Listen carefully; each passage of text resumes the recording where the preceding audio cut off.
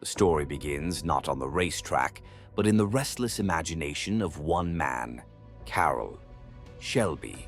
A Texas-born chicken farmer turned race car driver, Shelby had tasted victory behind the wheel and knew the thrill of speed better than most. But by the early 1960s, his driving career was coming to an abrupt end.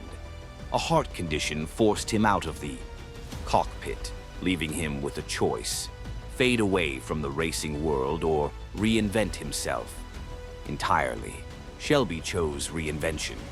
At that moment, European motorsport was dominated by one name: Ferrari. Enzo Ferraris. Machines were elegant, ruthless, and nearly unbeatable. The Italian marque had conquered Le Mans year after year, cementing its reputation as the king of endurance. Racing.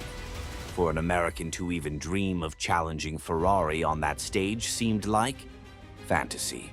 But Carol Shelby was not a man who accepted limits. Shelby saw an opening. The American automotive industry was booming, and Ford, hungry to strengthen its image with younger drivers, wanted to plant its flag in the racing world. They needed someone bold, someone who wasn't afraid of Ferrari's iron grip. Shelby fit that role perfectly, and so began one of the most audacious chapters in motorsport history. The spark of an idea. Shelby's first breakthrough came with the Cobra, a British AC roadster fitted with an American V8 engine. It was raw, brutish, and fast, a car that shocked the Europeans by proving that Americans could build more than just big, heavy cruisers. Yet, while the Cobra dominated shorter sprint races, it faltered in endurance competitions like the 24 Hours of Le Mans. Why? Because aerodynamics. The Cobra's shape, though striking, created drag at high speeds. On long straights like the infamous Mulsanne Straight at Le Mans, where cars could push beyond 180 miles per hour, the Cobra simply couldn't keep up. Ferrari's sleek, wind tunnel-tested designs sliced through the air effortlessly, while the Cobra struggled, losing precious seconds lap after lap. Shelby realized that brute horsepower alone wouldn't win Le Mans. He needed something smarter, sharper, and faster in the air. He needed a machine that could challenge Ferrari, not just with muscle, but with science. Enter Pete Brock and the Dream Team. To bring his vision to life, Shelby surrounded himself with young, fearless talent. Among them was Peter Brock, a 26-year-old designer who had once worked at General Motors. Brock was ambitious and full of unconventional ideas. Where others saw limits, he saw possibilities. Shelby gave a challenge: to redesign the Cobra into something that could fly down Le Mans straights and still have the stamina to last 24 brutal hours. Brock's sketches looked radical, low-slung, aggressive, with a roofline that stretched back like a teardrop. Most in Shelby's workshop thought it was madness, but Shelby trusted Brock's instinct. Alongside Brock, brilliant mechanics and engineers like Ken Miles, a tough, sharp-tongued British racer, joined the effort. This small, scrappy group of Americans worked out of a rented hangar in Southern California, armed not with Ferrari's vast resources, but with determination, creativity, and sheer grit. Building against the odds. Time was their enemy. They didn't have years to perfect this car. They had mere months. With almost no budget, Shelby's team scavenged, improvised, and worked day and night. Brock's design was sculpted by hand, guided more by instinct than by advanced wind. Tunnels. The car's body was hammered out of aluminum sheets, its curves formed by craftsmen working with the precision of artists, but under the pressure of a ticking clock. This new machine would be called the Daytona Coupe, named after Daytona International Speedway in Florida, a track that symbolized speed and American racing spirit. The Daytona wasn't just a car, It was a rebellion on wheels. Every rivet and weld represented defiance against Ferrari, against doubt, and even against General Motors and Ford executives who questioned whether such a small group could achieve the impossible first roar of the beast. When the Daytona finally rolled out for testing, it looked alien compared to anything else. On the track, its sloping roofline and long tail earned puzzled stares. Some even mocked it, saying it looked unfinished. But when the engine roared to life, doubts began to fade. On its first serious runs, the Daytona proved the skeptics wrong. The aerodynamics worked. The car sliced through the air like a missile, reaching speeds no Cobra had ever touched. For the first time, Shelby's team had something that could match Ferrari's. Endurance racers not just in power, but in efficiency. Still, testing revealed problems. Heat, buildup threatened reliability. Mechanical components strained under the pressure of extended runs. The team worked frantically, patching issues, refining details, and pushing the Daytona to its limits. Every problem fixed felt like one more step closer to Le Mans. Glory, the hope of a nation. By early 1964, the Daytona was ready to face the world. Its first major challenge would be the Daytona Continental 2,000-kilometer race. The stakes were enormous. If the car failed, it would confirm the critics' doubts. But if it succeeded, it would announce to the world that Ferrari's reign might finally be in danger. On race day, the Shelby team watched with bated breath as the Daytona roared down the track. The car performed brilliantly, holding its own against the best in the world. Though mechanical gremlins kept it from outright victory that day, it was clear this was no longer just an experiment. The Daytona was a weapon. For Carol Shelby and his ragtag band of dreamers, hope turned into belief. The impossible suddenly seemed within reach. They had built a machine not just capable of challenging Ferrari, but of beating them at their own game. What began as a wild idea in a California hangar was now a serious contender on the world's biggest stage. The Daytona Coupe had taken its first steps into legend, but with every breakthrough came new challenges. Ferrari wasn't about to let their dominance slip. Without a fight, Enzo Ferrari was cunning, ruthless, and fiercely protective of his empire. To beat him at Le Mans, Shelby's team would need more than speed. They would need endurance, strategy, and the courage to withstand 24 hours of hell on Earth. The stage was set. The dream was alive, and the war against Ferrari had just begun. Struggles, rivalry, and the road to Le Mans. The Daytona Coupe had proven its potential, but potential alone doesn't win. Championships racing is a brutal business. It's a battlefield where speed, endurance, and strategy collide, and where even the smallest weakness can end in disaster. For Carroll Shelby and his team, the path to glory was paved with obstacles, mechanical failures, financial strain, and the looming shadow of Ferrari. The pressure mounts. After the Daytona's promising debut, Shelby's team was under immense pressure to deliver results. Every test session revealed new problems. The heat inside the car was unbearable, threatening both reliability and driver endurance. Oil lines burst, brakes faded, gearboxes groaned under strain. Each flaw was a potential race-ending catastrophe. But Shelby's crew was relentless. They patched, adjusted, and rebuilt with almost obsessive determination. Long nights in the workshop became routine, fueled by coffee, grit, and the burning belief that they could do the impossible. Unlike Ferrari, who had entire factories and endless budgets, Shelby's team worked like guerrilla fighters, lean, resourceful, and fearless. Ferrari's iron grip. Meanwhile, across the Atlantic, Enzo Ferrari watched. His cars, the 250 GTOs, were the crown jewels of endurance racing. Beautiful, deadly, and meticulously engineered, they seemed untouchable. Ferrari had a near-mythical reputation at Le Mans. The red machines weren't just cars, they were symbols of national pride and technological supremacy. Shelby's Daytona was a direct threat to that dominance, and Ferrari didn't take threats lightly. The rivalry wasn't just mechanical, it was personal.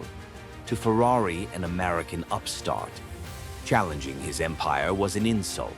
To Shelby, beating Ferrari wasn't just about racing, it was about proving that ingenuity and courage could topple arrogance and tradition. Early clashes.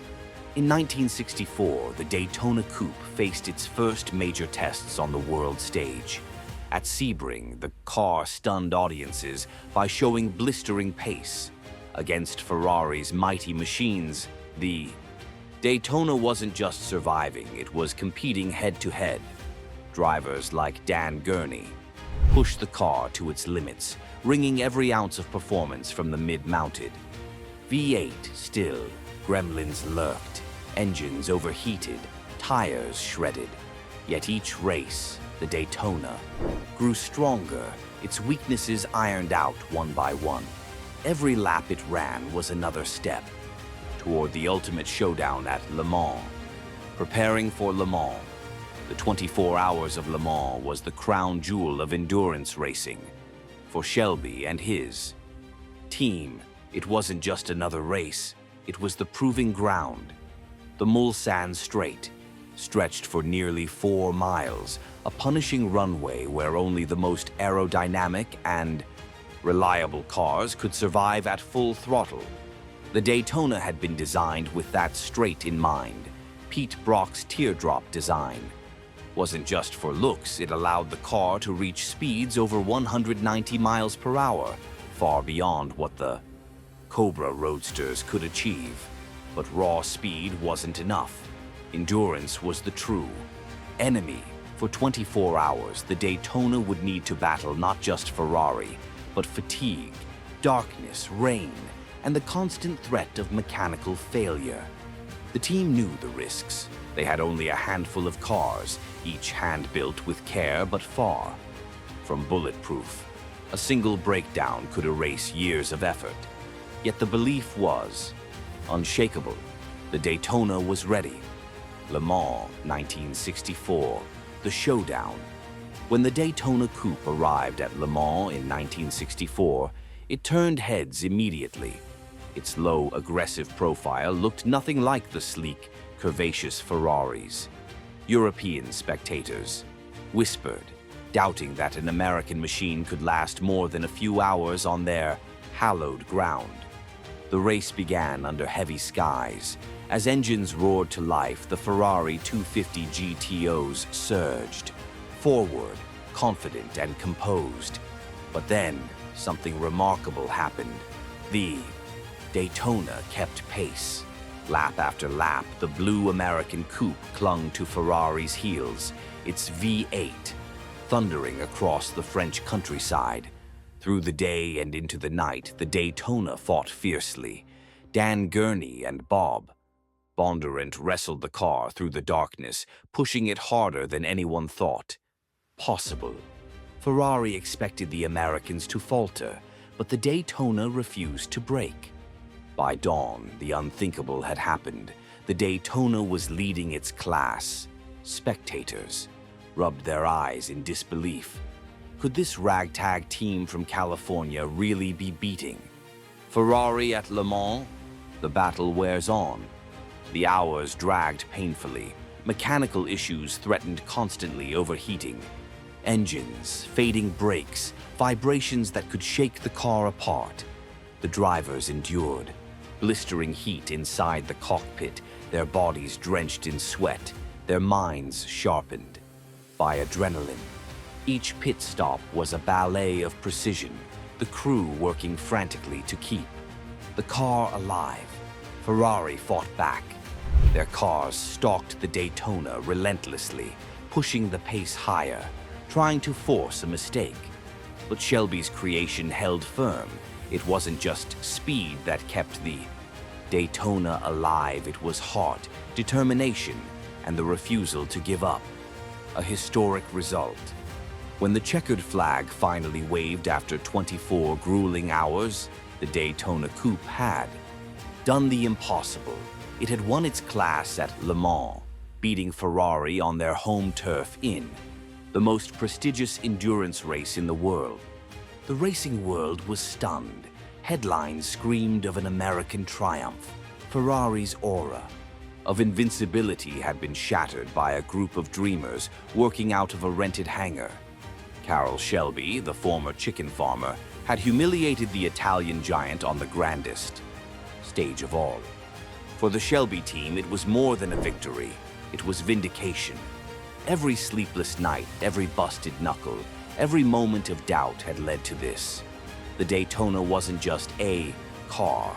It was proof that with vision and courage, even the greatest empires could fall. But while Le Mans was a high point, the war was far from over. Ferrari was wounded, but not defeated. Enzo Ferrari would not forgive or forget the humiliation, and as Ford prepared to escalate the fight with even bigger ambitions, the Daytona's role would evolve. The stage was set for the next chapter in racing history, one that would transform not just Shelby's legacy, but the very future of American motorsport. Victory, legacy, and the car that changed everything. The Shelby Daytona Coupe's triumph at Le Mans in 1964 was more than just a class win. It was a seismic moment, a ripple across the racing world that altered the balance of power. For decades, Ferrari had been the undisputed king of endurance racing. Now, an American-built machine, crafted by a handful of determined engineers, had stolen their crown on the most sacred ground of motorsport. A new identity for America. Until then, American cars had carried a reputation for brute force rather than finesse. The muscle car era was about raw horsepower, straight-line speed, and tire smoke, not precision engineering or aerodynamic efficiency.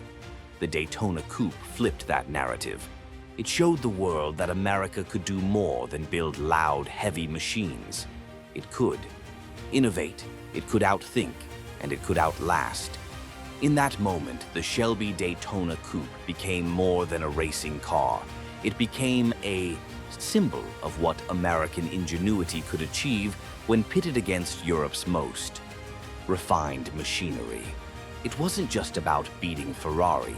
It was about reshaping the perception of an entire nation's automotive culture.